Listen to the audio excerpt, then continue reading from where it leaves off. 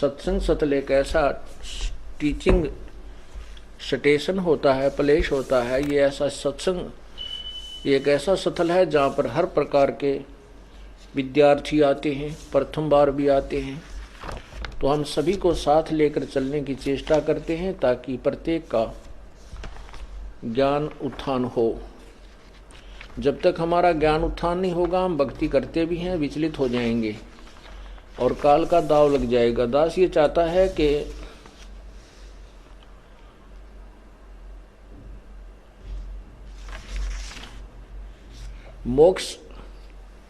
मोक्ष होना कठिन नहीं है, मोक्ष मार्ग का प्राप्त होना अति कठिन है, अति दुर्लभ है। हमने अपने घर को जाना है और घर का रास्ता हमें मिल जाता है तो घर पहुंचना मुश्किल नहीं है, रास्ता मिल गया, चलते रहेंगे, ठीक है। परमात्मा कहते हैं कि जैसे कोई पैदल चल रहा है, किसी ने कोई गाड़ी पकड़ ली, कोई हवाई जहाज में जा रहा है, कोई हेलीकॉप्टर में जा रहा है अपने घर की तरफ। तो जिसकी जैसी व्यवस्था है, जैसी जिसका स्पीड है, गति है, उतना ही वो शीघ्र पहुंच जाएगा। लेकिन रास्ता ठीक है।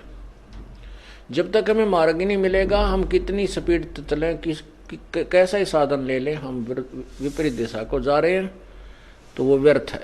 उसी के लिए बार बार कहा जाता है कि ज्ञान जो है, तत्व ज्ञान, इसी से सब ज्ञान सुलझेगा, सब व्यवस्था का पता चलेगा। हमने क्या करना चाहिए, क्या ना करना चाहिए, किस रास्ते जाना चाहिए, कौन सा मार्ग ठीक है, कौन सी भक्ति विधि गलत है। तब हम अपने गंतव्य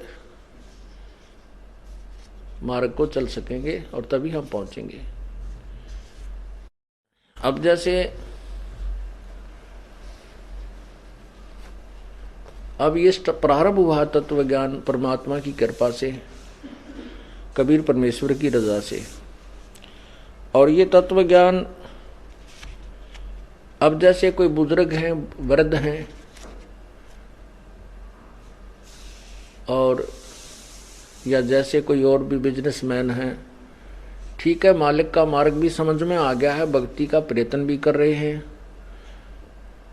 और साधना कर भी रहे हैं, लेकिन कम बन रही है। तो उनको अब ये भक्ति युग कुछ दिन चलेगा, हजारों वर्षों तक ये अवश्य चलेगा। नहीं तो कलयुग इतना स्पीड से बढ़ रहा है, ऐसे जुल्म हो रहे हैं, मानवता कति नष्ट हो जाएगी, इंसान को इंसान तुरंत ही खाने लग जाएगा। लेकिन यह स्थिति कई लाखों वर्ष बाद आनी थी, जो कि इस अज्ञानता के कारण अभी आने लग रही है। अब ये रुकेगी, अब ये सटिल होगी कुछ दिन के लिए, बहुत सुंदर समय आएगा, क्योंकि ये ज्ञान एक बार समझ में आ गया मानव का, फिर ये बुराई नहीं कर सकता। उसको विष के तुल समझेगा। जैसे बिजली के नंगे तार का हाथ लगाना कितना भयंकर है, क्यों बुद्धिमान व्यक्ति और स्वस्थ दिमाग का आदमी नहीं लगा सकता। उसके हाथ लगा सकता है मेंटल या कति अबोध बालक छोटा सा। तो हम आज उसी स्थिति में आ चुके हैं। हम बुराई करते आगा पीछा नहीं देखते, हम उसके पाप की तरफ कभी नहीं देखते, इसका परिणाम नहीं देखते। इस तत्व ज्ञान से हमें परिणाम नजर आएगा, स्पष्ट नजर आएगा, हम दूर हो जाएंगे। अब जैसे हमें पता चला है कि ये क्यों हम दुखी हुए, हमारे ऊपर ये कहर क्यों टूटे, किसी के कोड लग रहा है, किसी की कैंसर होगी, कोई अंधा हो गया, किसी का हाथ कट गया, किसी का बेटा मर गया, किसी को बहुत ज्यादा जबरदस्त हानि होगी, वित्तीय हानि होगी, किसी की भैंस मर गई, किसी के बिजनेस में घाटा हो गया। तो फिर आपके तत्व ज्ञान से पता चलेगा कि मेरे ही पाप कर्मों का, दुष्कर्मों का परिणाम है ये। अब वो जो धन 2 नंबर का जोड़ा था, गलत काम करके, बुराई करके, वो पाप तो आपके पास जो के तो जमा है, लेकिन वो धन नहीं रहा। या तो कोई पुत्र बीमार हो गया, या कोई भैंस मर गई, कोई संपत्ति हानि होगी, किसी ने 10-20 लाख रुपये ले लिए, दिए नहीं, मुकदमे चले। तो फिर हम इतने डरेंगे कि जो आपत्ति मेरे ऊपर आई है, मेरे पाप कर्मों से आई है। तो फिर उस आपत्ति को हम फिर दोबारा ग्रहण नहीं कर सकते, कभी भी नहीं कर सकते। और फिर परमात्मा हमें पग पग पर साथ देगा, हमारा सहयोग देगा, शुभ कर्मों का फल मिलने लग जाएगा, और फिर हम किसी का कभी बुरा नहीं कर सकते। अब तो ना बाप ने ना तो बेटे न बाप की चिंता रही, माता पिता की तरफ कोई ध्यान नहीं है। वहां ये दास जेल में था, वहां एक तो एक नया कुबाड़ी, वहां देखे कुबाड़िया कुकर्मी लोग, अच्छे भी फंस रहे थे न, जो गलती जिनकी कोई त्रुटि नहीं वैसे वो भी थे, कुछ निर्दोष भी फंसा रखे थे किसी अन्य कारणों से। तो एक ऐसा भी मिला, उसने अपने बाप का कत्ल कर रखा था। तो उसे पूछा, भाई तने ऐसी गलती क्यों करी, बाप के तो नहीं करना चाहिए था। तो उसी के गांव का और था वहां बंद, वो कहने लगा, जी इसके पिताजी की पेंशन आवत थी, ये 2 भाई हैं, तो इन्होंने इसका बाटा माँ आएगी और बड्डे का बाटा बाबू पिताजी आएगी, इन माँ बाबुओं को बांट लिया नारा नारा। अब वो पेंशन आवे थी, तो वो पेंशन बुढ़ा ने बोला, मैं तो भाई जिसमें रोटी खाऊंगा उसने दूंगा, तेरे को क्यों दूं जब तू मेरी सेवा नहीं कर रहा। तो इन्होंने बोला, मुझे आधी तनख्वाह दे, पेंशन दे। तो उस बुढ़े ने ना दी उसको, तो उठा कर लठ मारा सर में, बुढ़ा मर गया। अब उसकी वो जेल में बंद था। तो पुण्यात्मा ऐसा जुल्म हो गया।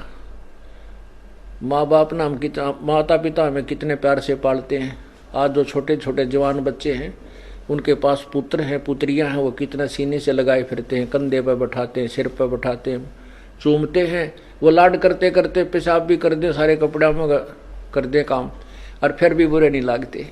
और जब वृद्ध हो जाते हैं, जब वो बड़े हो जाते हैं, उनका विवाह हो जाता है, और फिर वो माँ बाप उनको अच्छे क्यों नहीं लगते, उनकी सेवा करने में उनको इंटरेस्ट क्यों नहीं है। इसका कारण ये है, ये नहीं हो सकता, क्योंकि इसका कारण है कि बुढ़े ने भक्ति ना करी। उस जब वो युवा था, उन बालका के लालन पालन में उनको सेठ बनाने में लग रहा, भक्ति करी नहीं। और भक्तिहीन प्राणी का कितना ठिकाना नहीं। यदि हम पहले से परमात्मा का नाम लेंगे, भक्ति करेंगे, तो परमात्मा ऐसी व्यवस्था कर देगा, उन बच्चों के दिल में ऐसी दया भर देगा, माता पिता ने हाथों पर रखेंगे। और माता पिता इसे योग्य होंगे नहीं कि वो उनको दुख दें, क्योंकि उनकी भक्ति से वो स्वस्थ भी रहेंगे, उनका शरीर भी तगड़ा रहेगा। और जो 10,000 के रुपए में बीमारी कटनी हो, मानो 500 रुपये में ठीक हो जाएगा। तो ऐसे फिर वो भक्ति से ही सेवा बना है। एक आदमी तो ऐसा है, वो अच्छा भी ना लगता, हमने खड़ा होगी तो मान ले जैसे, अरे कैसा हो जाओ, इस तो बात तय करें जावा, बड़ा अच्छा आदमी, क्योंकि उसके पिछले पुण्य है, वो संस्कार, वो भक्ति के गुण उसके अंदर विद्यमान है। तो ऐसे ही अब हम भक्ति संस्कार बनावाएंगे, तो बचपन बुढ़ापे में हमारी आप सेवा परमात्मा ऐसी व्यवस्था कर देगा, हम सोच भी नहीं सकते। ना हम बच्चन बुरे लागा, ना बच्चे हमारी सेवा से उकताएंगे, कभी नहीं उकताएंगे, दूनी इंटरेस्ट बढ़ेगा। अब देखो पुण्यात्माओं, इस दास के 4 संतान, 2 लड़के 2 लड़की थी। यदि ये दास उन्हीं में उलझ पुलझ रह जाता, अब मुझे पता हुआ मेरी कितनी की खातिरदारी करें, वो खूब पता है मुझे वह क्या नेचर है उनका, कैसा उनका स्वभाव और क्या करते। अब परमात्मा के चरणों में आया हूं, मेरे लाखों चेले बेटा बेटी हो गए। अब एक को कहता हूं भाई जल लाना, 10 खड़े हो जाते हैं। ये क्या कारण है? क्योंकि मैंने परमात्मा की भक्ति का रटना लाई, और उस भक्ति की शक्ति से इन बच्चों में इतनी श्रद्धा बन गई, जनो हाथों पर रखूं अपने गुरुदेव को, अपने पिता को। परमात्मा कहते हैं, कुल खोए कुल होत है, कुल राखें कुल जा, राम निकल कुल भेंट ले, सब कुल रहा समाए। यदि हम इस कुल को बचाने में लगे रहेंगे, कुल तो नष्ट होगा, हम भी मरेंगे, बेटे भी मरेंगे, पोते भी मरेंगे, सभी ने एक दिन जाना है, ये तो रहना नहीं। 1 लख पूत 1.25 लाख नाती, उस रावण कह दी वन बाती। और यदि हम इस कुल को भूल कर, और राम निकुल कुल, ये राम का कुल है, ये भगवान कुल है, भगवान का खानदान है, यानी सत्संग में आ जाना। अब आप बहन भाई हो, एक गुरु के शिष्य हो, और ये दास आपका पिता, आप हमारे बच्चे हो गए, तो ये हमारा कुल बन गया। कहते इस राम निकल कुल भेंट ले, सब कुल रहा समाए, बेटा भी, बेटी भी, माई भी, भाई भी, सारे हो गए इसमें। तो ऐसे हमारे फिर आगे चल के आने वाले समय में इतनी जो ना सेवा आपकी बनेगी, क्योंकि आपके बच्चे भी भक्ति करेंगे, वो भी भगवान से डरेंगे, आपको इतना भी दुख देना नहीं चाहेंगे कदे मुझे पाप ना लाग जाए, माँ की आत्मा दुखा दी जाए तो, कदे पिता की आत्मा ना दुख जा, क्योंकि फिर आपको झटके लगने लग जाएंगे। संत दुखाए मैं दुखी, मेरा आपा भी दुख होए। परमात्मा कहते हैं मेरे कबीर कहे मेरे भक्त को दुख ना दियो कोई, मेरा भक्त दुखाए मैं दुखी, मेरा आपा भी दुख होई। तो इस तरह फिर हमें झटके लगने लग जाएंगे, परमात्मा सतर्क करेगा, गलती मत करवाई। हमें जैसे हम मान लिया हमने किसी को दुख दिया, फिर हमारे को कोई हानि हुई तो विचार करेंगे लेट के, आगे वो गलती नहीं करेंगे। तो ऐसे समाज भी सुधरेगा और ये अपराध भी समाप्त हो जाएंगे। तो इसी रास्ते से हम मानवता का उत्थान कर सकते हैं और कोई तरीका नहीं है। आप देख रहे हो अब 57 साल का तो ये दास हो लिया, 58 में हम चल रहा है, और 10 वर्ष का समझन लग गया था ये MLA MP के ऊपर बने हैं, मंत्री मुख्यमंत्री कैसे बनते हैं। आप देखते हो बहुत बढ़िया छांट छूट का कोई मंत्री कोई पार्टी चुनती है जनता, और 5 साल में फ्यूज हो लेते हैं, वह 5 साल में उन्हें रिजेक्ट कर देती है कि ना ये करने के नहीं, फिर नए तैयार करते हैं शायद ये कुछ ठीक पाएंगे, 5 साल में उन्हें रिजेक्ट कर देते कि ना ये भी कोई ना ठीक। क्योंकि जब तक हम राम नाम से डरने वाले अपने नेता नहीं चुनेंगे तब तक कोई भी सुधार नहीं हो सकता। और ये इस मार्ग से ही वो पुण्यात्मा उभरेंगी।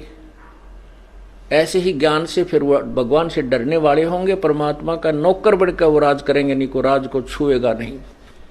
इतना भयंकर पाप है इस राज के अंदर। राजा लोग भगवान से डरने वाला हो, बिल्कुल भी गलत काम नहीं करते, तुरंत त्याग देना पड़े, उसने इस्तीफा देना पड़ जाए। ऐसे निर्भय होकर जब हम शासन करेंगे तो हम पाप से बचे रह सकते हैं, अन्यथा नहीं। और तभी हमारी प्रजा सुखी होगी, और प्रजा सुखी होगी भगवान के भक्ति से, इस पुण्य से, दान से, धर्म से, और इन्हीं के निमित्त परमात्मा की कृपा से प्रभु समय पर वर्षा करेगा, हर तरह की सुविधा देगा। अब ये सत्संग जो ये जो कार्यक्रम चल रहा है भक्ति का, ये शास्त्र अनुकूल है, और ये 2 वर्ष बंद रहेगा लगभग 21 महीने। तो कोई वर्षा विशेष नहीं की प्रभु ने, दास अभिमान नहीं करता, विधान बताऊं हूं भगवान का। और जब से ये पुनः शुरू हुए हैं, मैं इस दास ने कह दिया था जब जमानत होने से 1-2 महीने पहले भी, वहाँ आश्रम अपना बरवाला मिल गया है और पाठ प्रारंभ कर दो। तो उसके बाद ये दास 30 अप्रैल को आया था। उसके बाद पूरा जेठ, जून, जुलाई, अप्रैल, मई, जून, जुलाई परमात्मा ने इतनी प्यारी बारिश करी।